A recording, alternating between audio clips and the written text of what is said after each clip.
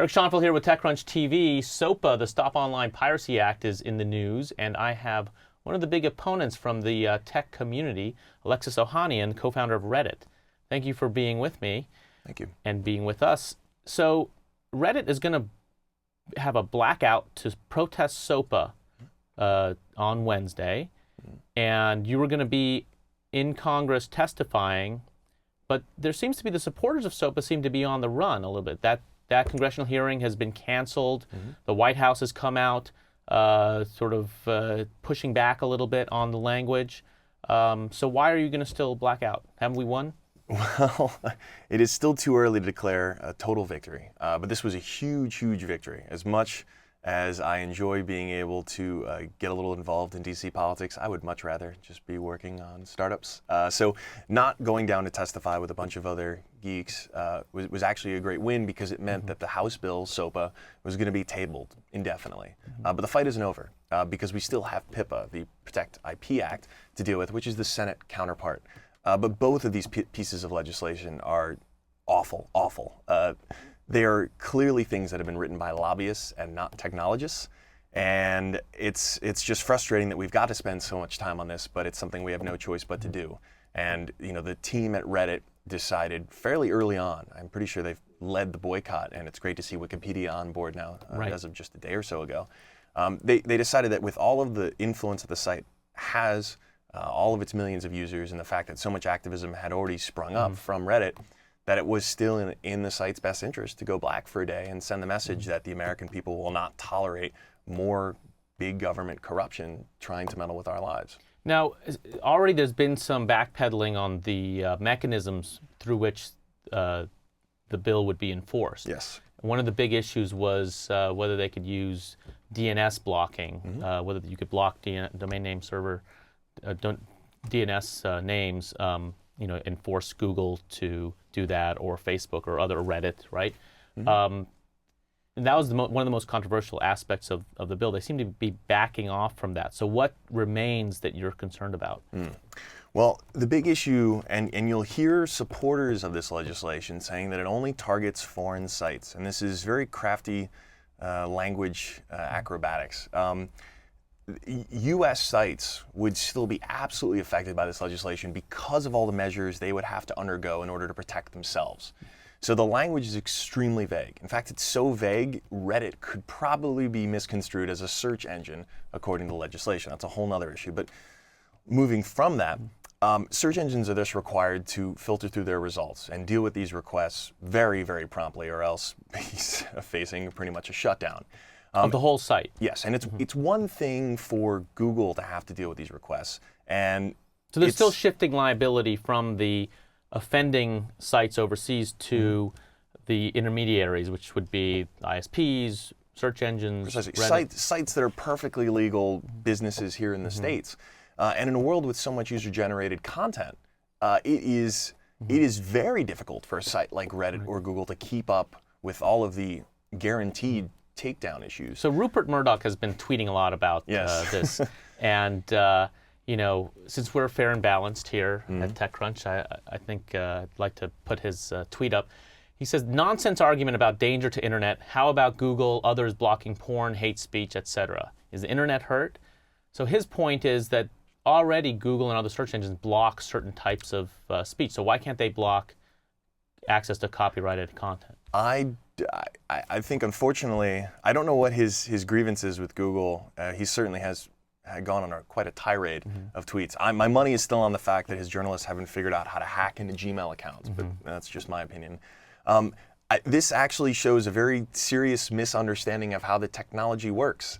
The kinds of the blocking of hate speech, for instance, I would love to hear Rupert try to explain to me right now how technologically search engines like Google are blocking in the same way that laws like SOPA or PIPA propose to block the content. It's more on a case-by-case basis as opposed to a technological fix across the system. And I would hope, we've seen the Cato Institute come out about this against SOPA and PIPA right alongside organizations like MoveOn. But wouldn't these be case-by-case also, where the copyright holders have to bring up a...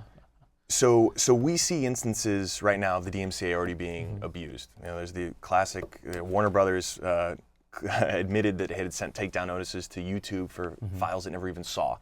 What we're doing now is taking what is already a loaded gun and turning it into an armed nuclear warhead.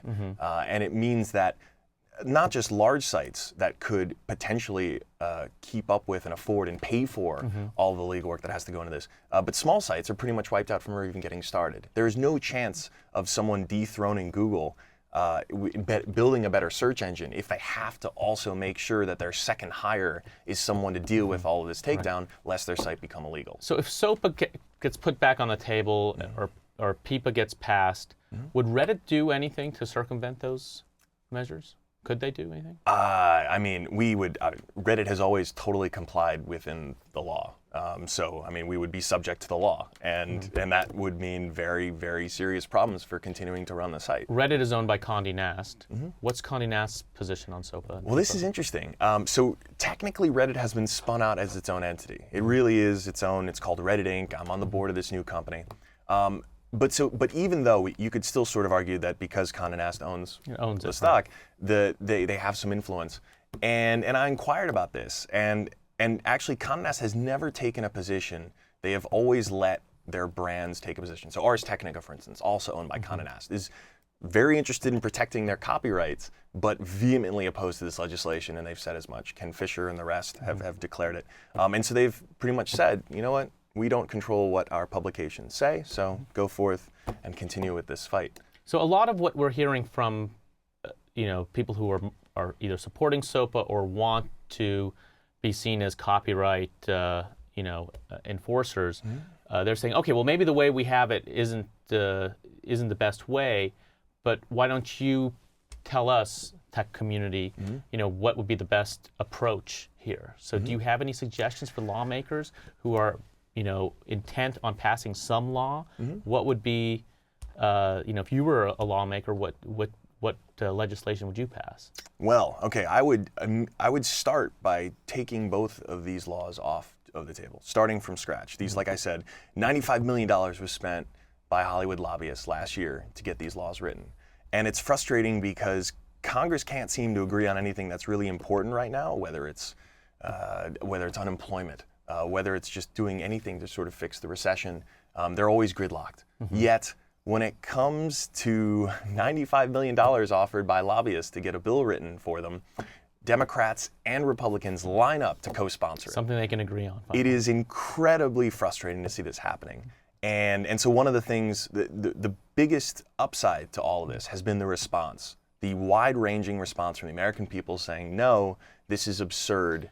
This is not in our best interest. It's all been online, because up until recently, none of the major networks, I think until last week, really had, maybe CNN had one story on this whole thing. We've been covering it, and most online, tech news sites have been covering it, pretty intensely for more than a few weeks.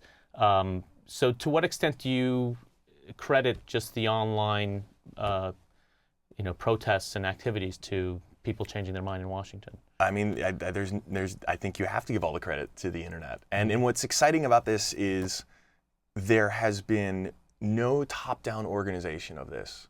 This has been an organic thing that started places like Reddit, but throughout the internet. And while there are people, people like me who get shoved in front of a camera, I am not the leader of it. I am not the figurehead. I'm not the representative of it. I am just someone who's here in front of a camera because the whole internet can't fit in this room. And it's really exciting because I think this is the first time we've really seen in America an entirely internet online-based campaign turn into material, real-world change. And it's great because it's become an election issue now for these senators and these representatives. It's become something that the mainstream media can't help but talk about. And I should give credit where it's due. The first one to at least invite me on was actually Bloomberg TV. So for what it's worth, once we sort of broke onto a more sort of traditional platform. Right, they were looking for a spokesperson. It couldn't help. But like I said, I am by no means the leader of this. This is the internet. Okay. Well, thank you for coming and discussing this. And for anyone who wants to learn more, there'll be information on Reddit's site tomorrow, on Google. You could also look on SOPA, look at the SOPA tag on TechCrunch. We've been covering this pretty intensely. And if I can, please, if you live in New York, join me. There's 1,000 of us signed up right now to go to our senator's offices here in the city tomorrow to stage what is probably going to be the geekiest yet most polite protest ever in the city of New York, to let them know that we will not stand idly by as these senators support terrible legislation. So a real protest, and where can they find information about that? Just Google. There's a New York Tech meetup protest, so if you Google enough of that, or DuckDuckGo enough of that, you'll find exactly what you need. Okay, well, thank you. Thank you for coming here. Thank you for having me.